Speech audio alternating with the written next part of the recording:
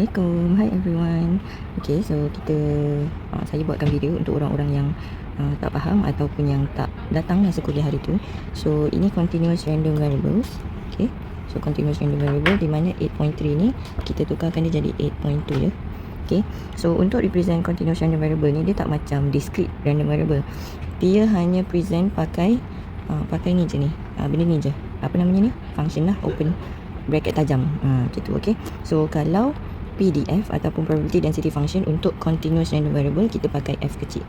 Kalau cumulative ataupun kita panggil dia CDF, okay, so kita pakai F besar. So ada sedikit pembetulan dekat sini. Ini bukan macam ni ya. F besar adalah hasil cumulative kekerapan terkumpul daripada negatif infinity sehinggalah kawasan yang dia nak tu. Dia macam ni lah. So dari negatif infinity ni sampailah kawasan yang dia nak, iaitu dekat X. Dia kekerapan terkumpul kat situ. Sini ni, ni kawasan belorik ni. Ini adalah Fx.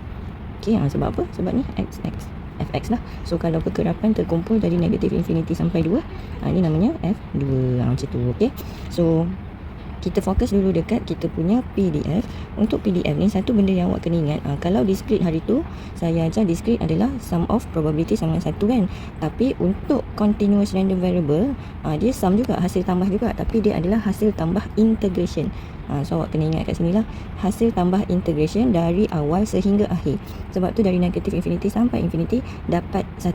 Ingat benda ni kena ingat. Okay, so bullet point yang kedua, if X is a continuous random variable with probability density function Fx, then kalau nak kira dia punya probability daripada A sehingga B, maka kita akan integrate dari A sampai B untuk F kecil. Nampak kat situ F kecil. Okay, so sebagai contoh, kalau saya nak probability X sehingga B, so kalau X sehingga B pula, X less than B. So kalau less than B, maksudnya ni direction dia ke kiri kan, so B ke kiri. Ini adalah, ini kan lebih negative infinity kan, so integrate negative infinity sampai B. Okay, so untuk continuous random variable ni kita tak banyak kisah pun pasal dia punya ada equal sign ke tak ada equal sign dekat less than tu. Tak payah risau, kita ambil dia. Sebab apa? Sebab dia continuous, dia tak macam discrete. Kalau discrete kena ambil one by one, tapi kalau continuous dia boleh ambil je. So tak kisah kalau dia nak probability daripada A, X, B. So kita tetap akan integrate dari A sampai B untuk F kecil. Ingat F kecil. Okay, so kita try tengok dekat example dan kita akan figure out lah macam mana nak buat benda tu. Okay, so example 12 diberi, mesti baca daripada huruf pertama, continuous random variable. Awak kena detect soalan bagi continuous ataupun discrete, mesti macam tu. Okay, so has probability density function, so Fx, F kecil untuk 1/4 adalah dari 1 hingga 3. So soalan pertama, show that it satisfy probability density function. So ini kalau dia suruh show, dia mesti satisfy negative infinity Fx dx sama dengan 1. So kalau nak show dia, kalau dia satisfy benda ni, kita kena integrate benda ni dari negative infinity sampai infinity. So kalau saya try buat number line untuk dia ni, so kita dari 1 hingga 3, dia define untuk kawasan 1/4 4 tolak x. Lepas tu dia kata selain daripada tu adalah kosong. Maksudnya kawasan di tempat lain selain daripada 1 sehingga 3 adalah kosong. So tengok dekat sini number line ni daripada negative infinity sampai infinity, kita akan integrate kawasan ni. So saya biarkan saya punya tu ada kat sebelah sana. So kita akan integrate dari negative infinity sehingga 1 saja dulu, di mana kawasan ni dia punya function adalah kosong. Pi 1 kosong dx. Lepas tu tambah integrate. So kita tengok kawasan yang kedua pula, saya pakai highlight purple, dari 1 hingga 3. Ini adalah kawasan 1 hingga 3. Ini kawasan 1/4 4 tolak x dx. Jangan malas tulis dx. Lepas tu kita teruskan lagi untuk kawasan yang seterusnya, dari 3 hingga infinity, function dia adalah kosong. Dari 3 hingga infinity, function dia adalah kosong. So kita tahu integrate kosong akan dapat kosong lah kan. So kat tepi ni tak adalah. So kita tinggal integrate apa yang tinggal. So untuk show that dia satisfy condition ni, kalau show mesti 1 ni adalah awak punya final answer. Bukan awak buat dari awal sama dengan 1, bukan. So dekat sini 1/4 boleh bawa keluar, and then 1/3 integrate 4 tolak x dx. So kita jawablah 1/4 integrate 4 dapat 4x, integrate x dapat x squared over 2. Limit dia tuliskan, and then kita substitute lah. Okay, so kalau boleh congak je lah. Kalau malas nak congak, tulislah balik, tak ada masalah pun. Nak tekan kalkulator, tapi substitution ni kena tunjuk Okay, so dapatlah jawapan 1. Ini sepatutnya final answer kita. Okay, so kita pergi ke soalan B. Soalan B, dia nak probability daripada x pula, x less than 2. So tadi saya dah ajar dekat muka surat sebelum. So kalau dia less than B, maksudnya dia nak integrate daripada negative infinity sehingga B lah. Tapi dalam kes ini, saya padam highlight saya yang warna-warni ni. Okay, so saya tandakan 2 dekat number line saya, 2 ada dekat situ. Maka kawasan yang define dia punya function adalah kawasan 1 hingga 3 kan. So untuk P x less than 2, maka saya hanya perlu integrate daripada 1 sehingga 2. 1 per 4, 4 tolak x. Di x jangan malas tulis. So kita integrate lah macam kita buat tadi. Dan kita masukkan dia punya nilai. Okay, so masukkan nilai. Awak tekan sendiri dalam kalkulator awak.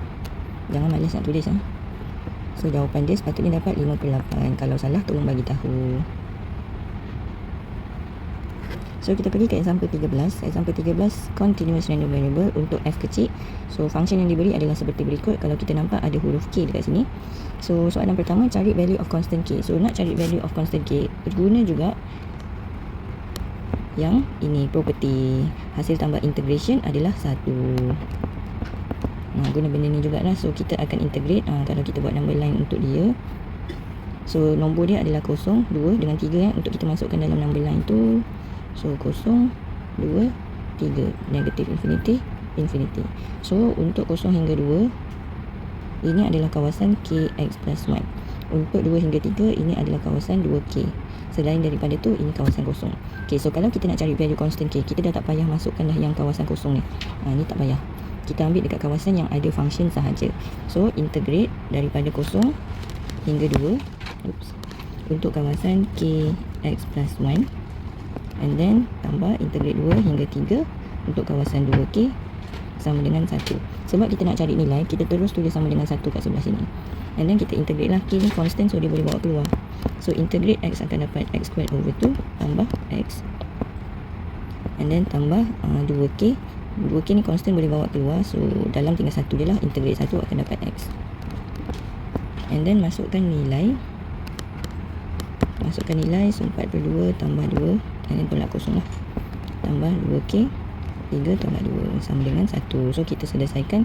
Kita akan dapat 4k tambah 2k sama dengan 1. So 6k sama dengan 1.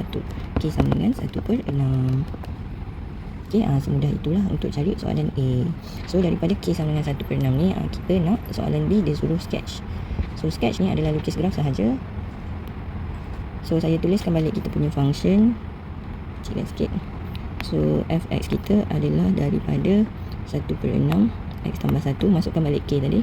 And then yang kedua adalah 1 per 3. And then dari 0 x2 dan 2 x3. So 0 adalah otherwise lah. So saya bahagikan kepada dua kawasan. Ini kawasan A, ini kawasan B. So penting untuk kita cari starting point dan ending point, SPAP. Okay, so untuk kawasan A, starting point dia adalah 0, ending point dia adalah 2. So kita cari F 0 untuk kawasan A. So kita akan masukkan 1 per 6, 0 tambah 1 macam tu. So dapat 1 per 6. And then kalau masukkan ending point dia 2. Nampak ni, ini starting point, ini ending point. So ending point 2, kita akan dapat 1 per 6 kali 3. So saya biarkan dia dalam bentuk 3 per 6 dulu. Kita tengok dekat B. So dekat kawasan B sama juga starting point, ending point. So kita ada so F2, sebab dekat kita punya function ni tak ada huruf X, so bagilah nilai infinity pun dia tetap dapat 1 per 3. And then F3 pun ending point dia 1 per 3 juga. So 1 per 3 ni saya convert kepada per 6. So saya akan dapat 2 per 6. Ni pun 2 per 6. Okay, so now kita plotkan dalam kita punya graph. Saya guna warna hitam. Paksi Y, paksi X. So ini X, and then ini Fx. So kita ada 1 per 6, 2 per 6, 3 per 6. And then saya ada 0, 2, 3. Kita tuliskan nilai-nilai X yang ada dekat sini, starting point dan ending point ni. Okay. So untuk kawasan sekejap, saya buat garis putus dulu. So untuk kawasan saya pakai warna apa je? Pink. Untuk kawasan A daripada 0 hingga 2, so starting point dia F0. Bila X0, Y1 per 6. Bila X0, Y1 per 6. So bila X0, Y1 per 6. So bulat hitam. Kenapa bulat hitam? Sebab dekat starting point tu less than dia ada equal. And then bila X 2, Y 3/6. So dekat 3/6 sini untuk 2. So bulat putih sebab less than. Bulat putih situ.